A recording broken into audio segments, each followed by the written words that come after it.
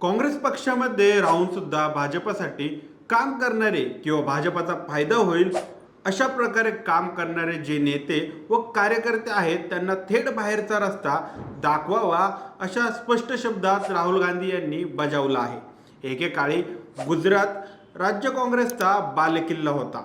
ज्या राज्यांमध्ये दीर्घकाळ काँग्रेसची सत्ता होती त्याच गुजरात राज्यामध्ये गेल्या 30 वर्षापासून काँग्रेसला सत्ता मिळवता आलेली नाही। लोकसभा निवडणुकीच्या कालावधीमध्ये सुद्धा काँग्रेसला या राज्यामध्ये यश मिळत नाही। ही परिस्थिती समोर असल्यानेच राहुल गांधी यांना या कानपिचक्या द्याव्या लागत आहेत।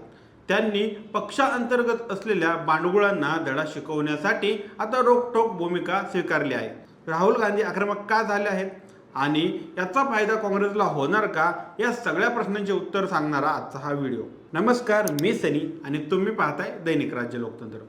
पंतप्रधान नरेंद्र मोदी आणि केंद्रीय गृहमंत्री अमित शहा यांचे गुजरात हे गृहराज्य असल्याने त्यांचा प्रभाव पाहता राहुल गांधी यांनी दिलेल्या कानपिचक्या गांभीर्याने घेऊन गुजरातमधील काँग्रेस नेते आणि कार्यकर्ते यांना आता पक्ष वाढवण्यासाठी आणि पक्ष मजबूत करण्यासाठी मनापासून काम करावं लागणार आहे। गुजरातमध्ये सातत्याने विधानसभा, लोकसभा किंवा स्थानिक स्वराज्य संस्थांच्या निवडणुकांमध्ये काँग्रेसचा पराभव होत असल्याने नेते आणि कार्यकर्त्यांचे मानसिक खच्चीकरण झाले असेल तरी काँग्रेससारख्या मोठ्या पक्षासाठी काम करणारे नेते आणि कार्यकर्ते यांच्याकडून ते अपेक्षित नाही।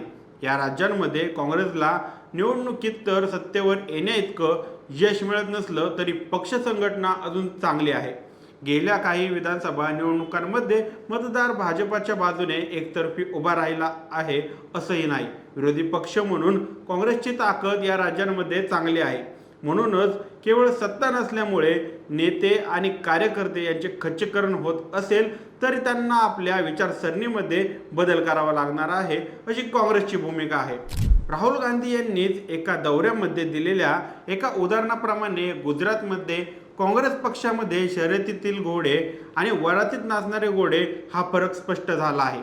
जे वरातीत नाचणारे घोडे आहेत ते शर्यतीत जिंकू शकत नाही। साहजिकच वरातीमध्ये नाचण्याचा अनुभव असणारे जे घोडे आहेत त्यांना शर्यतीच्या मैदानातून आता बाहेर काढून निवडणुकीच्या मैदानात जिंकू शकणाऱ्या नेत्यांना आणि कार्यकर्त्यांना संधी देण्याची वेळ आता आली आहे असं राहुल गांधी यांचं म्हणणं आहे। राहुल गांधी यांनी गुजरातच्या दौऱ्यावर असल्याने त्यांनी गुजरातमधील काँग्रेस नेत्यांना या कानपिचक्या दिल्या असल्या तरी एकूणच देशातील काँग्रेस पक्षाची विद्यमान परिस्थिती पाहता सर्वच राज्यातील काँग्रेस नेते आणि कार्यकर्ते यांच्यासाठी राहुल गांधी यांच्या या कानपिचक्या महत्त्वाच्या ठरणार आहेत। गेल्या कालावधीमध्ये अनेक राज्यांमधील प्रमुख काँग्रेस नेत्यांनी भाजपमध्ये प्रवेश केला आहे।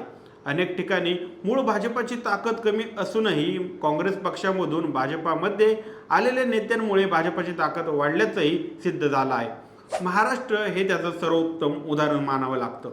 पहिल्या फळीतील अनेक नेत्यांनी महाराष्ट्रामध्ये भाजपाचा आश्रय घेतला आहे। गेल्या काही कालावधीमध्ये भाजप सातत्याने निवडणुका जिंकत असल्याने केवळ सत्तेत राहणं एकच उद्देशाने केवळ काँग्रेसच नव्हे तर इतर अनेक पक्षातील नेते भाजपच्या दिशेने जात आहेत। यात महाराष्ट्रातील प्रमुख नाव म्हणलं तर माजी मुख्यमंत्री आणि विद्यमान खासदार अशोकराव चव्हाण यांनी काँग्रेसला सोडचिठ्ठी देत भाजपमध्ये प्रवेश केला। अशोकराव चव्हाण हे एकेकाळी काँग्रेसचा महाराष्ट्रातील मुख्य चेहरा मानले जात होते।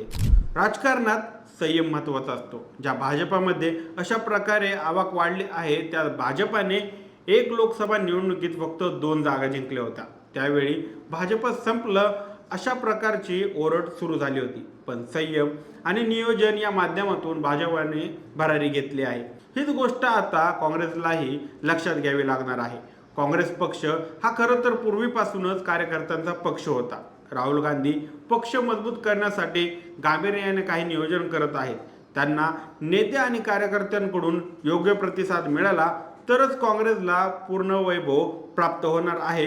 ही गोष्ट सर्वांनी लक्षात ठेवायला पाहिजे। पण या कार्यकर्त्यांना नेतृत्व देणारे जे पहिल्या फळीतील नेते होते ते इतर पक्षांकडे आकर्षित झाल्यामुळे कार्यकर्त्यांची ही द्विध मनस्थिती निर्माण झाली आहे। या पार्श्वभूमीवर काँग्रेसचा विचार जोपासणारे जे कार्यकर्ते तळागाळात वावरत आहेत त्यांना योग्य नेता मिळणं सुद्धा महत्त्वाचं आहे। याच अर्थाने राहुल गांधी यांनी म्हटल्याप्रमाणे जे वरातीत नाचणारे घोडे शर्यतीच्या मैदानावर धावत आहेत त्यांना आता त्या ठिकाणाहून बाजूला काढणं गरजेचं झालं आहे। आणि ही शस्त्रक्रिया स्वतः राहुल गांधी आणि इतर राष्ट्रीय नेत्यांनाच करावी लागणार आहे. त्यासाठी आता काँग्रेस सज्ज झालेलं दिसत आहे. त्यामुळे गुजरातमध्ये राहुल गांधी जी योजना आखतील तीच महाराष्ट्रात देखील आखणार का ते पाहणं देखील महत्त्वाचं ठरणार आहे. कारण महाराष्ट्रात देखील तीच परिस्थिती आहे. महाराष्ट्रात देखील काँग्रेस अनेक वर्षापासून सत्तेत राहिलेला पक्ष आहे, पण आज केवळ 10 आमदार असणारा पक्ष म्हणून काँग्रेसची ओळख झाली आहे. अशात पुण्यातील कसबा विधानसभेचे माजी आमदार रवींद्र धंगेकर यांनी काँग्रेसला रामराम ठोकून शिंदे गटात सामील झाले आहेत.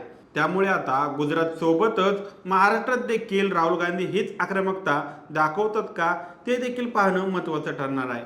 आता या माहितीबाबत तुमची काय मते आहेत आम्हाला कमेंट करून नक्की कळवा आणि जर राज्य लोकतंत्र चॅनलवर नवीन असाल तर चॅनलला नक्की सबस्क्राईब करा. धन्यवाद.